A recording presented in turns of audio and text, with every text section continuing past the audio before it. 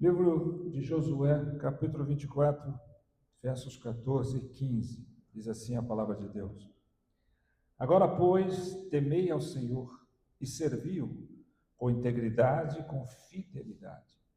Deitai fora os deuses aos quais serviram vossos pais, além do Eufrates e no Egito, e servi ao Senhor.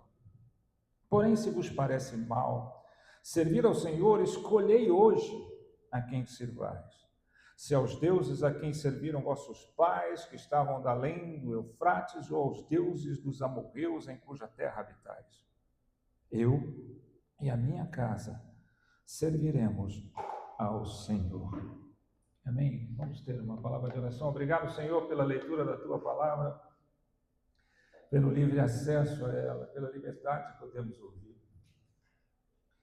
Porém, Senhor, muito mais, pedimos que a Tua palavra não só venha à nossa mente, ao nosso entendimento, à nossa razão, mas ela venha tocar o nosso coração também e venha fazer diferença em nossas emoções, em nossas volições, para que de fato tudo que há em nós possa ser moldado por Ti, pela Tua palavra, pelo Teu Santo Espírito. Toca-nos, Senhor, toca-nos poderosamente, porque nós precisamos de Ti. Em nome de Jesus. Amém. Amém. Uma das coisas mais tristes e terríveis que tem acontecido na humanidade é a destruição da família. Falamos disso o tempo todo, né? Falamos porque que as famílias estão tão destruídas, porque os lares estão tão destruídos, tão afetados. Ontem mesmo estava ouvindo no YouTube alguém falar das estatísticas crescentes de perseguição dos cristãos em alguns países, lá na África, em outros países, matando, fazendo coisas terríveis.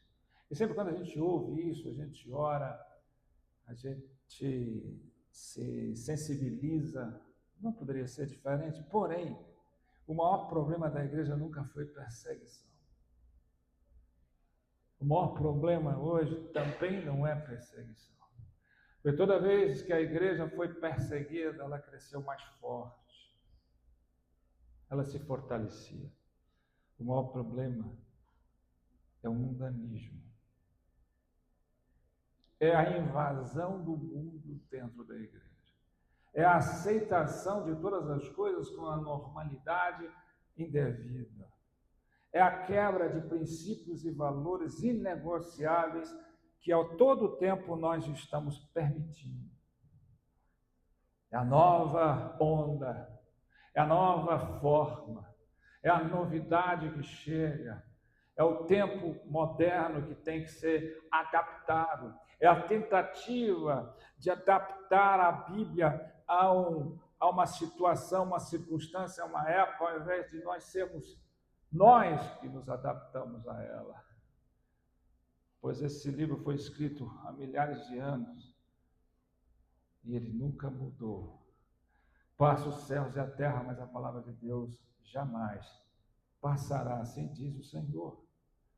Então, quando a gente olha isso, a gente sempre vai buscar qual é a forma de preservar a família, que se torna tão vulnerável.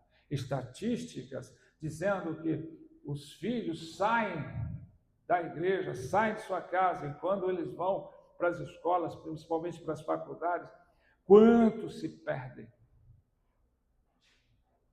Quantos líderes caídos, quantos filhos nascidos em berço cristão, em berço evangélico, se desviando totalmente, se mundanizando completamente.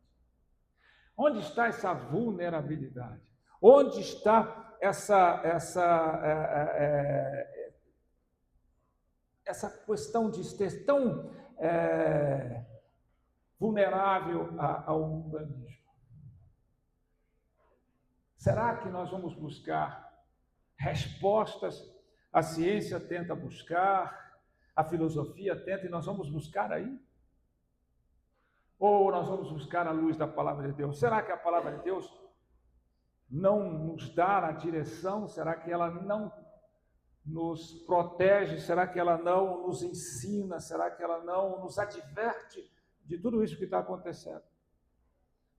E é incrível como a gente discute todas essas coisas e ficamos espantados, ficamos perplexos. Por que está assim? Por que fulano desviou? Por que a família do outro não dá certo? Por que os casamentos estão cada vez mais sendo sensíveis e tão frágeis? Onde está essa fragilidade? Vamos buscar na psicologia? Vamos buscar na sociologia? Vamos buscar na filosofia? Ou vamos buscar na palavra de Deus? Às vezes nós falhamos muito nisso. Não temos vivido à luz da palavra de Deus. A palavra de Deus não é só a lente que nos faz enxergar a vida, o mundo. Ela também é o espelho que nos faz enxergar a nós mesmos. Então, ao invés de olhar no espelho para ver o seu ser interior, as suas motivações, olhe para a palavra de Deus, porque ela vai te revelar. Então, precisamos entender isso, porque é muito triste ver o que está acontecendo. Outro dia eu estava conversando com alguém que daqui a pouco já está assim. Você encontra uma pessoa que você não vê há muitos anos, você não pergunta, e aí, como é que vai a sua família, como é que vai a sua esposa, o seu esposo? Porque naturalmente hoje é difícil, ele vai responder, não estou mais casado, estou casado com outro, estou casado com a outra. Por que os números tão frios, eles demonstram que há um crescimento no divórcio, há um crescimento no abandono das pessoas de Deus e das coisas, né? Por que criamos o nosso mundinho e não protegemos a nossa família do que o mundo faz, mas protegemos a nossa família do que o nosso coração deixa de fazer? Nós não estamos conduzindo bem a nossa família de acordo com a palavra de Deus. Então, se há alguma coisa que eu quero buscar, onde está a razão disso tudo? Ela está na falta de percepção, na falta de conscientização da realidade, ou está na falta de busca da verdade que a palavra de Deus determina? Essa mensagem não é uma mensagem para te acusar, para te deprimir, para te constranger no sentido negativo, mas no sentido positivo, de que sempre há uma forma de refletir e de rever conceitos e valores que foram negligenciados. Porque senão a gente vai ver o que tem acontecido com a igreja, enchendo-se os templos, louvando, levantando as mãos, cantando para Jesus. E, na verdade, as nossas famílias estão cada vez mais frágeis, vulneráveis a tudo que o mundo tem. Então, eu sempre quando vou, e é sabido da igreja, que a gente sempre pergunta para as pessoas, eu pergunto para as pessoas quem tem ministério, e poucos levantam a mão porque entendem que ministério é função eclesiástica, uma função exercida dentro da igreja. Ministério é servir. Nós não estamos exercendo o nosso ministério, o nosso chamado de Deus na nossa vida privada. Não estamos exercendo o nosso chamado, o nosso ministério na família, no casamento, no trabalho, na escola, onde quer que estejamos. Nós não estamos entendendo o que é servir a Deus. Sabe por quê? A razão da fragilidade da nossa família, uma das razões óbvias, é que nós estamos sermos servidos por Deus. Quando a gente vai para o deserto E a primeira coisa que acontece quando você se converte verdadeiramente, o Senhor o leva para o deserto não para punir, castigar, mas para te levar a um nível mais profundo, intenso de intimidade com Ele. Para que você possa conhecê-lo. Deus tirou o povo do Egito, primeiro não foi para levar para a terra da promessa, foi para levar para o deserto. Para primeiro esse povo buscar Ele, conhecer Ele, ter prazer nele, para depois naquilo que Ele pode dar. Há hoje na igreja um número muito maior, mas muito maior de pessoas que não buscam a face de Deus, mas buscam a mão de Deus. Quando eu digo buscar a sua face, é buscar a sua natureza, é buscar os seus atributos, é buscar o seu caráter. Quando eu digo buscar a mão, é buscar os seus benefícios. O que acontece é que quando você busca apenas a mão, de forma alguma você vai encontrar a face, que significa intimidade, que significa relacionamento verdadeiro. Mas quando você busca a face de Deus, com certeza você vai encontrar a sua mão. O problema é que a igreja não tem buscado a face de Deus, não tem entendido o seu chamado de servir, porque o próprio Jesus disse: eu não vim para ser servido, mas para servir. E nós fomos chamados para ser igual a Cristo. E aonde nós estamos servindo? Então nós vivemos para servir o nosso mundinho, não para servir Deus. Então por isso que esse texto é importante. Esse texto é importante. E quando Josué fala no deserto ao seu povo, ele fala de servir. A quem você vai servir? Então não tem escapatória. Ou você vai servir a Deus, ao Senhor, ou você vai servir a outros deuses. Não tem outra forma. Ou é um, ou é o outro. A escolha é de cada um. Quem tem ministério sabe o que é servir. Quem entende o ministério sabe o que é servir. A fé verdadeira começa quando a decisão pessoal que alcança, com uma decisão pessoal que alcança toda a casa. É aí que começa. É aí que começa a fé verdadeira. Com uma decisão pessoal que alcança toda a casa. Então, precisamos entender de onde vem essa firmeza. E é aí que o texto começa de algo que a gente vem compartilhando há tempos aqui, vamos continuar compartilhando. Lembrando que servir ao Senhor, Senhor, Senhor, quando falamos de Senhor, a palavra Salvador vem poucas vezes, cerca de 50 vezes na palavra de Deus, mas Senhor mais de 7.000 vezes, dando a ênfase no Senhor, é porque quando falamos de Senhor, volto a dizer, é o lugar que Ele ocupa no nosso coração. Quando falamos de Salvador, estamos oferecendo o que Ele fez por nós. Não há Salvador sem Senhor. Então veja como que é importante. Ele começa com a parte mais importante de tudo isso. Ele começa para chegar lá e afirmar e fazer a escolha certa e determinar que a sua casa e ele serviriam ao Senhor, que é algo que nós devemos almejar. E não algo que nós queremos consequentemente. Isso não é uma esperança que as pessoas colocam lá no umbral da sua porta, no seu portal, e escreve: eu e minha casa seremos o Senhor, como se fosse uma esperança, mas isso é uma escolha, isso é uma decisão. E ela só parte, primeiramente, quando ele diz: temei ao Senhor. O temor do Senhor. E é isso que é uma das coisas que tem mais faltado no seio da igreja, o temor a Deus. As pessoas nem sabem mais o que é temer a Deus. Se perguntar na maioria das igrejas, o que você entende por temor a Deus? A melhor das hipóteses, a maioria vai dizer assim: reverência, respeito, que é também, mas é muito pouco diante do que significa. É o reducionismo que a gente faz.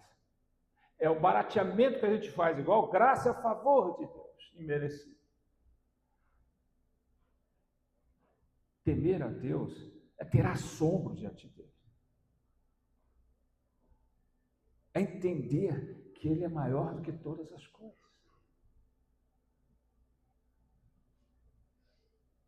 Imagina, você gosta de alguém, de uma celebridade qualquer, famosa, né? E você o admira, você pode até conhecer alguns hábitos dele pelas informações que você tem, mas você não desfruta da intimidade. Imagina se essa pessoa te convida a participar lá da intimidade dele, entrar no seu palácio, na sua vida, você vai ficar aquele assombro de ver tudo aquilo. Quando a gente fica assombrado de ver isso. Agora, ninguém fica assombrado diante do Rei dos Reis, do Senhor dos Senhores, do Deus Todo-Poderoso. Imagina como Isaías ficou quando ele teve a visão de Deus e os anjos diziam santo, santo, santo. E ele se espremeu, ai de mim, estou diante da glória de Deus. Esse assombro não é ter medo de Deus, porque quem tem medo de Deus é porque tem alguma coisa a esconder. Lembra de Adão e Eva? Eles tinham algo a esconder, por isso tive medo de que o Senhor me visse nu. Toda vez que você tem algo a esconder, você tem medo. Mas é assombro, é aquele assombro que treme só de ver a grandeza. Quantas vezes você tem visto dessa forma? O temor de Deus, né, é que nos impede de voltar ao pecado. Por que tem tanta gente caída e vulnerável? Tem tanta gente fragilizada? Porque voltando ao pecado, caindo no pecado, por quê? Porque a igreja hoje fala só de amor, amor, amor, amor.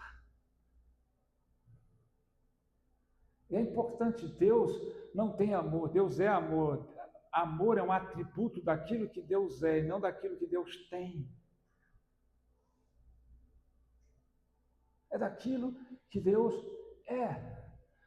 É importante. Agora, é também importante falar de temor, porque não é o amor que te impede de voltar ao pecado, é o temor a Deus que te impede de voltar ao pecado. É ter medo de ofendê-lo, é ter medo de se afastar dele. Esse é o medo positivo. É ter medo de não poder adentrar a sua intimidade, é ter medo de não poder ser ouvido por ele. Esse é o temor. Outra coisa importante que nós precisamos entender, a aliança com Deus através do santo temor, ela abençoa os filhos. Muitos de nós que somos irmãos, que frequentamos igrejas, que vivemos adorando a Deus, perdemos essa percepção que o santo temor a Deus, a aliança que eu tenho no santo temor, ela abençoa os meus filhos.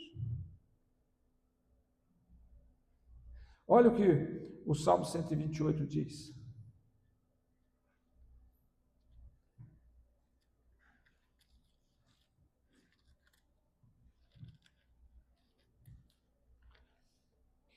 Bem-aventurado aquele que teme ao Senhor. Quando a palavra de Deus fala bem-aventurado, ela está falando a verdadeira felicidade, a verdadeiro contentamento, a verdadeira satisfação. E anda nos seus caminhos. Do trabalho de tuas mãos comerás, feliz serás e tudo te irá bem. Tua esposa no interior da tua casa será como a videira frutífera, teus filhos como repentos da oliveira à roda da tua mesa. Eis como será abençoado o homem que teme o Senhor. Ai, meus filhos não estão, por que meus filhos não estão? Faça uma reflexão. Aí não vai uma acusação, mas uma advertência. Falta-nos sinceridade diante de Deus. Tem faltado temor, meus filhos têm visto meu temor a Deus. Ou meus filhos, a gente diz assim, eu amei tanto, eu fiz tudo por eles. Os seus filhos não têm que ver o seu amor por eles só, os seus filhos têm que ver o seu temor a Deus. Os seus filhos não têm que ver que você ama a Deus, que você faz tudo pela igreja, que você está ali servindo a igreja. Os seus filhos têm que ver o temor que você tem de Deus.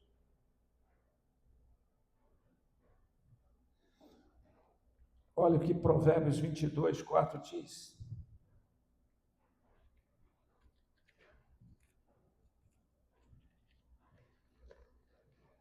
O galardão da humildade é o temor do Senhor. O galardão da humildade e o temor do Senhor são riquezas e honra e vida. Provérbios 16, 6 diz: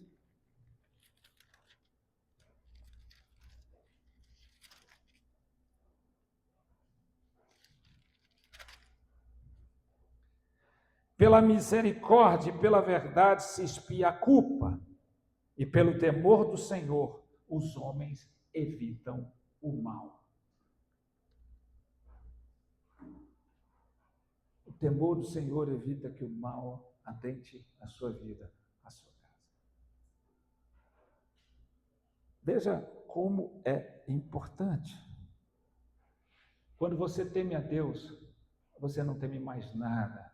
Mas quando você não teme a Deus, você teme todas as outras coisas. O que tem crente medroso hoje em dia? E a palavra de Deus diz que o Senhor não nos deu um espírito de timidez, de medo, de covardia, mas de poder, amor e moderação. Por que temos tanto medo das coisas? Será que é porque temos muito menos temor de Deus? O temor a Deus tira todos os outros medos.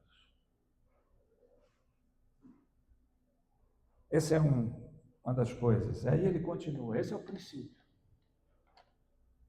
Tem tanta gente que não tem sabedoria para lidar com as situações da sua casa, da sua família. Eu não sou tão sábio. Por quê? Porque o princípio da sabedoria é o temor a Deus. Se você não sabe a fonte da sabedoria, é o temor a Deus. Aí ele continua, né? Serviu com integridade e com fidelidade. Com integridade. Quando se fala de integridade, se fala de caráter. E hoje nós estamos muito mais preocupados com o nosso desempenho do que com o nosso caráter. Será que os nossos filhos querem muito mais dizer que o pai deles, a mãe deles, é de sucesso, conseguiu conquistar várias coisas para eles? Ou elas querem dizer assim, o meu pai e minha mãe têm um caráter semelhante a Cristo? Será que eles estão preocupados com quanto você conquistou e realizou ou com quanto você é? Caráter não é.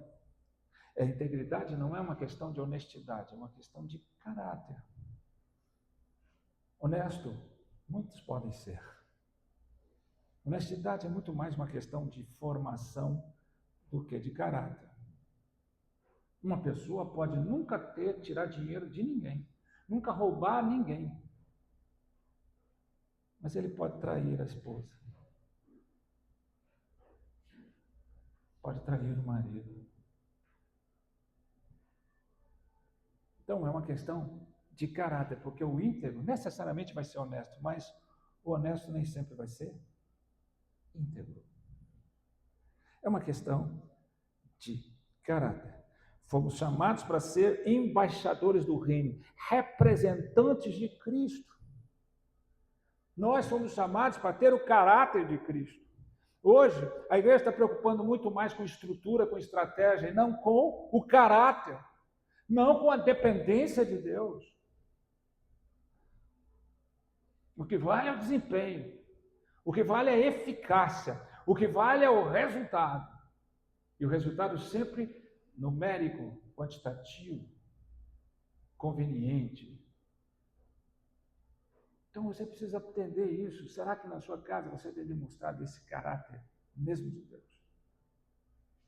Isso é importante, nós precisamos servir com integridade.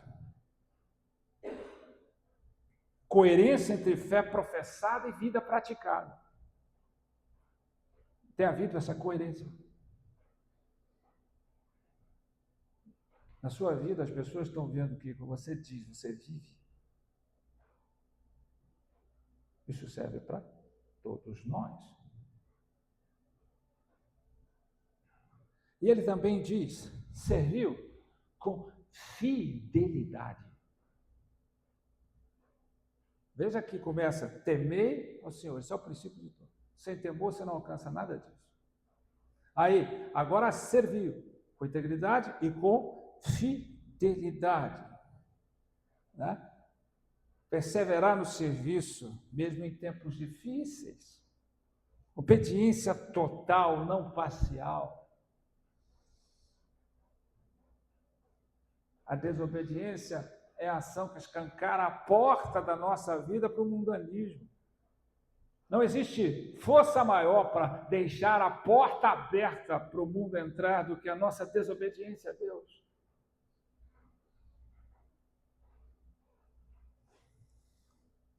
E veja que fidelidade é um negócio que a gente ama que Deus tem. Porque Deus não tem, Deus é.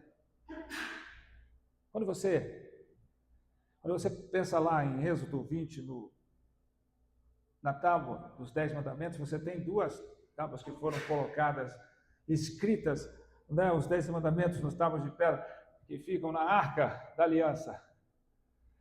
Tem a primeira parte, que vem os 4 mandamentos, que são sujeitos do homem com Deus, né? Não terá outros deuses diante de mim, não farás imagem de escultura, né? Guardará o sábado, tudo isso aí. Aí você tem os outros 6, que fala da nossa relação humana.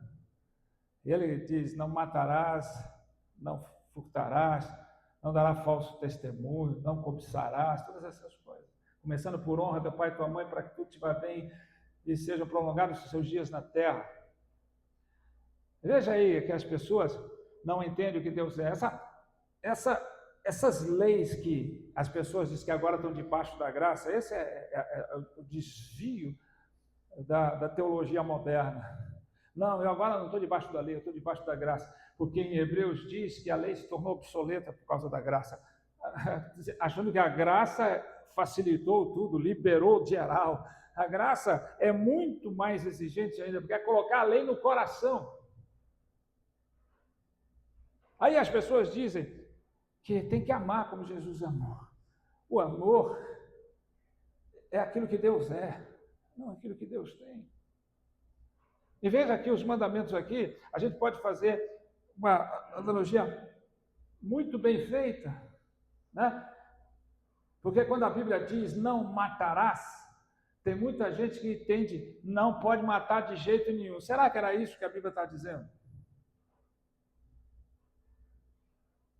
Porque o texto verdadeiro tem significado de não assassinarás, tirar a vida do outro por qualquer motivo débil, porque você pode matar em defesa. Se era um povo que estava guerreando, conquistando, matando outros povos, Deus fala, você não pode matar mais. Então você vai lá e fala com eles assim, sai daí. Então é uma incoerência.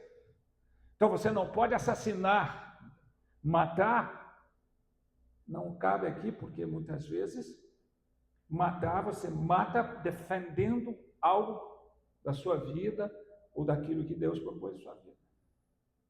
Então, seria incoerente. Agora, por quê?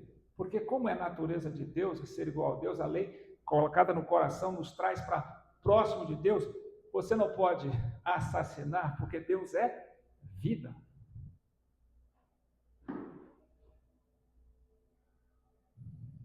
Ele diz, você não pode falar mal, profanar, difamar, porque Deus é verdade. Você não pode adulterar, como a lei diz, não adulterarás, porque Deus é fiel. Então não é a letra mata quando você não sabe que aquilo te chama para ser como Deus é. E quando nós falamos de fidelidade, né, a gente precisa entender isso. Porque imagina, eu venho falando isso na igreja, imagina você casado, aí você conhece uma moça quando ela nova ainda, você está lá, você se apaixona, você vê, isso é tudo que eu queria no mundo, você vê as qualidades, a beleza dela, ela é atraente, o que ela faz, tudo te chama atenção. Você fala, isso é areia demais para o meu caminhozinho. Mas você vai buscar, você vai fazer tudo, e quando você casa, você ainda surpreende mais, porque ela é muito mais do que você imaginava. Aí você está lá com ela, desfrutando deste casamento, deste amor, dessa vida conjugal, desse presente que Deus te deu. Aí de repente você chega em casa, essa mulher está pronta, toda bonitona, e você diz, mas não sabia que a gente ia sair, ia passear, a gente tinha um compromisso. Ela falou, não, eu tenho. Mas eu vou me aprontar. Não, você não precisa aprontar. Eu vou, onde você vai? Eu vou sair com um ex-namorado meu, alguém que eu conheci quando eu era jovem, solteira. Só que é isso? Tá doida? Ela fala, mas por que eu não posso? Por que eu não posso sair? Mas eu saía antes, mas você agora é casada comigo, você tem uma aliança de fidelidade. Não, mas você sempre vai ser meu primeiro, você sempre vai ser quem eu vou mais amar, que eu vou mais dedicar. Mas por que eu não posso também repartir de vez em quando com alguém que eu tinha lá? Você vai falar assim, você está louca? Isso é absurdo. Agora, o que você faz com Deus? O que nós fazemos com Deus? Todas as vezes que nós queremos voltar para o mundo, todas as vezes que nós queremos fazer o que fazíamos antes de conhecê-lo, os nossos filhos estão vendo. Quanta gente chega e diz, pastor, meus filhos estão perdidos nas bebidas, nas drogas. Você parou de beber, você tem conversado com ele. Não, eu bebo de vez em quando lá em casa, nas festinhas. Como é que você quer? Mas não tem nada a ver. É incrível como a igreja busca sempre alguma coisa para justificar o que ele quer voltar lá atrás. Pastor, o senhor é contra a bebida? Eu só estou dizendo para você que a bebida é a primeira porta que se abre para entrar nas drogas e tudo mais. Se eu posso parar com tudo, por que não parar? Se a minha intenção é agradar e servir a Deus, por que não deixar tudo que desagrada a Ele? Mas na Bíblia, o povo fazia na Bíblia, lá na cultura tal, tudo bem. Você está lá, naquela época, naquela cultura. Não é a cultura que nos faz, somos nós que fazemos a cultura. Então, olha a sua fidelidade, né? Olha a sua fidelidade. Servir com fidelidade. É uma aliança, um pacto, uma promessa com Ele, não mais ninguém. E eu vou ser fiel como meu Deus é fiel. Eu deixei a velha vida, sou nova criatura e vou viver essa novidade de vida em Cristo. Então, quando eu começo a ver que a igreja está procurando meios de se adaptar, olha que coisa interessante, né? Eu vi outro dia uma coisa interessante, simples, mas interessante. Há décadas atrás, tudo que a igreja fazia era para Deus. Eu lembro de igreja que você entrava, se você comprasse um violão, tem que levar no pastor para ungir e consagrar o Senhor. Se você comprasse uma casa, pastor, vem cá, ungir e consagrar o Senhor. Se você comprasse um carro novo, você tinha que chamar o pastor, alguém para ungir, o presbítero, vamos consagrar o Senhor. Todas as conquistas, tudo era para o Senhor. Aí depois, passado isso, começou a aceitar certas coisas, né? O cara ia para uma reunião familiar, era só louvor e adoração. Não tinha bebida, era suco, refrigerante, olha lá. Agora ele vai, as festas são assim. Tem um vinhozinho, na igreja, a Bíblia fala. Vinhozinho não faz mal a ninguém, uma coisinha aqui, uma vodkazinha leve, uma cervejinha sem álcool. Tá tocando louvor, aí na metade, um pagodinho, um negócio desse, aí começa a bater, não tem nada a ver. A gente começa a se adaptar. Agora, não é tudo só para Deus, é Deus e mais alguma coisinha. Aí chega na geração de hoje, difícil encontrar o que é para Deus. Não ora mais para consagrar nada, bebe tranquilamente, pega a cerveja e levanta e fala assim, eu sou um adorador do Senhor. Vai para as baladas, não precisa ouvir mais louvor. Louvor é só na igreja. Então, essa tem sido a realidade. É difícil ouvir, mas é verdade. E aí, ele diz, deixai os deuses dos amorreus, dos heteus, dos efeus, nada mais, nada menos do que abandonar a idolatria. Como nós somos idólatras? Idolatria é tudo aquilo que substitui Deus no nosso coração. Lutero disse, ama muito pouco aquele que ama qualquer coisa junto com Deus e não a partir dele. Então, como o nosso coração é uma fábrica de ídolos, nós não percebemos. Né? Lá no deserto, eu falei outro dia, no deserto eles foram fazer um bezerro de ouro. Moisés estava demorando demais, nós precisamos de um Deus. Aí pegaram o ouro, a prata que Deus tinha tirado dos egípcios para dar para eles, fizeram um bezerro de ouro, chamaram aquele bezerro de ouro de Yahvé, que é algo que até expressar era algo que eles não falavam, de tanta reverência porque era dirigido a Deus. E chamaram aquele de Yahvé que tirou eles do Egito.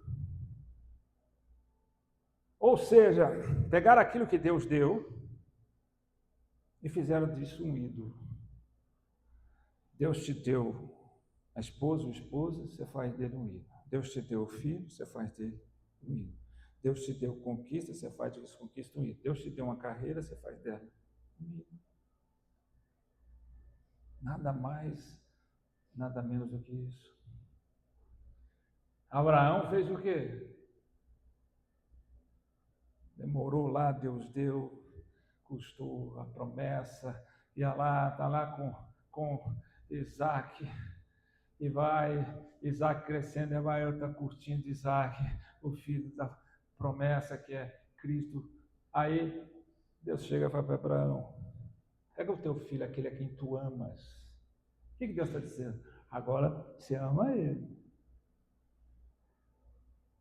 E sacrifica-o a mim. Por isso que está, a diferença de Abraão para nós, ele foi chamado amigo de Deus, que ele obedeceu imediatamente, ele não titubeou, ele não questionou, ele não reclamou, ele não murmurou, ele apenas pegou o filho, botou no cavalo, saiu com mais dois dos seus servos, aí chegou 3 dias depois que ele chega no Monte Moriá, ele para ali e fala para o filho, fica aqui, porque eu e meu filho vamos adorar. Aí foi a primeira vez que a palavra adoração está na Bíblia. Adorar é dar aquilo que é de maior valor para você, entregar nas mãos de Deus. Isso é adoração. Não é cantar para Deus. Então você veja bem o que a idolatria faz. A gente faz isso o tempo todo e a gente se engana, né? A gente se engana, né? Porque a gente acha que não, eu não sou assim, é cuidado, é zelo, não. É idolatria. Cuidado. Porque não teve uma advertência, uma das advertências mais difíceis, mais contundentes e enfáticas de Jesus é se você amar seu pai, sua mãe, seu filho, sua profissão, a sua própria vida mais do que a mim, você não é digno de mim. Então eu só posso amar de verdade a partir de Deus e não substituir. Senão é idolatria. E aí ele diz, escolhei, né? Escolher a quem você vai servir, porque eu e minha casa serviremos ao Senhor. Você tem que tomar essa decisão. Se você não tem esses toda essa caminhada, você não tem essa força para dizer isso. Você não tem essa resposta. Não adianta você ficar fazendo. Me desculpe, tem muita igreja que fala assim, eu não estou aqui menosprezando, mas estou dizendo que não é suficiente. Tem muita gente, muita igreja, você tem que fazer cultinho com seus filhos, você tem que ir lá, fazer oraçãozinha com eles, você tem que buscar assim, você tem que fazer aquilo. Isso é muito legal, é importante, é relevante, porém não é suficiente. Porque você tem que ser esse exemplo de temor, integridade, fidelidade e de colocar Deus em primeiro lugar. Não há nada mais forte do que isso. Servir ao Senhor é uma decisão consciente diária. Cada caso é resultado das escolhas feitas. Você vai ver que muito do que está acontecendo não é apenas circunstancial, cultural, são as escolhas feitas. Escolher hoje a quem servir. E veja só o final aqui que eu disse. Ele diz no versículo 19 desse texto de 24. Então Josué disse ao povo, não podereis servir ao Senhor por quanto é Deus santo, Deus zeloso, que não perdoará a vossa transgressão nem os vossos pecados. Se deixares o Senhor e servires a Deus estranho, então se voltará e vos fará mal e vos consumirá depois de vos ter feito bem. E aqui no versículo 23 diante ele diz, agora pois, deitai fora os deuses estranhos que há no meio de vós e inclinai o coração ao Senhor, Deus de Israel. Disse o povo a Josué, ao Senhor nosso Deus serviremos e obedeceremos a sua voz. Essa é a decisão. A decisão de Josué, ela ecoa como um chamado atual. É muito atual. Quando a casa escolhe temer, servir e obedecer ao Senhor, Deus faz desse lar um altar de fidelidade e prosperidade. Essa é a promessa. A obediência a Deus exige ação imediata, mesmo quando não faz sentido. Tem muitas vezes que Deus pede para a gente algo que não faz sentido, que a gente nunca vai entender direito. E mesmo quando não vemos nenhum benefício pessoal, mas mesmo quando é doloroso, e ela exige que a gente vá até o fim. Escolha, decida, declare. Ah, pastor, mas agora não tem mais jeito. Já estou velho, já passou, a casa já está. Sempre há. Se arrependa diante de Deus, se coloque diante de Deus, decida para que desde agora em diante as promessas de Deus possam se cumprir. Certamente ficaremos ainda espantados com o que Deus ainda pode fazer na nossa vida e na nossa casa. Amém? Vamos ficar de pé, vamos orar ao Senhor.